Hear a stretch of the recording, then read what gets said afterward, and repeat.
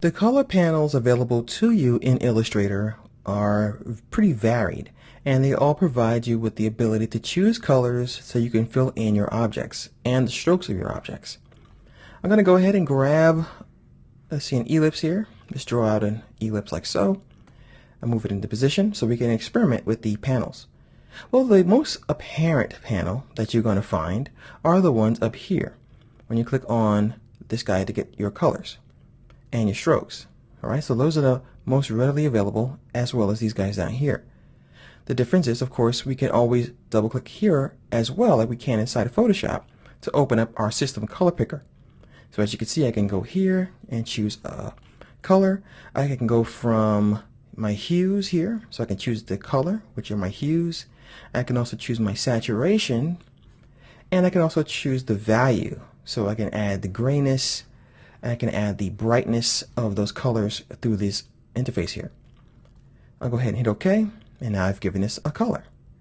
I can do the same thing with my stroke. So I can hit X on my keyboard to go to my stroke, double click, and once again change the color to something else. Increase the size of that stroke so I can see it. Now let's go ahead and hit X again and talk about some of the other panels available to us.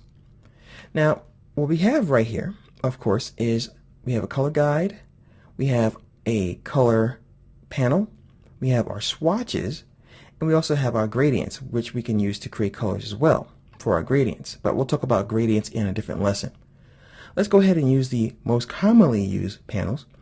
I'll go ahead and grab this guy here, click on it, color, tear this off. This is our color panel.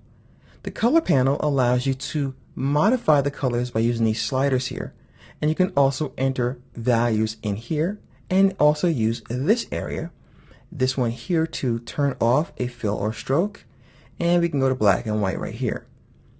We can change what we're working with as far as the values. So we have CMYK as one color system. We can go to our menu and choose something like grayscale. We can go to RGB, which is red, green, and blue. We can go to HSB, which is hue, saturation, and brightness. And we can go to CMYK, which is cyan, magenta, yellow, and black. We also have web save colors here. When you want to have colors that are going to be great on the web, I typically kind of ignore this because I just put colors that make me happy. People have fast computers these days, so I don't really worry about this too much. So I'm going to go to RGB. I'll select my object, and as we can see, this is the foreground swatch, and I can use this slider here to change the color, and you'll see that it changes in here. And sometimes you see a little warning. This is a gamut warning, and this tells you that you're out of gamut, which means that it's going to be difficult for a printer to actually match this color in real life.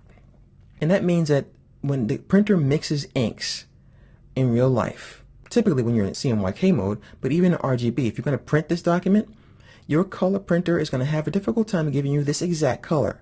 So you have to kind of move these around a little bit and try to find one that's going to be printable.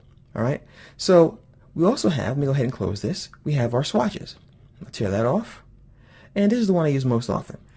I have this open so I can easily just click on colors and choose them. Now in conjunction with the swatches, I do use the color one that I just showed you a minute ago, so I can easily adjust those colors to my liking. So it's a very handy way to work, to have this, hit X on the keyboard and easily change your stroke. So X is going to be a pretty important keyboard shortcut. Also, hitting D on the keyboard will change this to the default colors here. So we have a white fill and a black stroke. So D to get to this, and X to switch between the fill and the stroke. We also have the ability, let me go ahead and move this up a little bit, to work with our gradients. So when I have gradients, let me tear that off, I'm also able to do the same thing. So I'll talk more about gradients in another lesson, but quickly you can click on this guy here to fill your object with the default gradient. And when you want to add colors to your gradient, you can simply double click on one of these little stops here. So I'll double click and I can change the color. So currently I can change this to whatever I want for this particular part of the gradient. I'll double click here and change the color.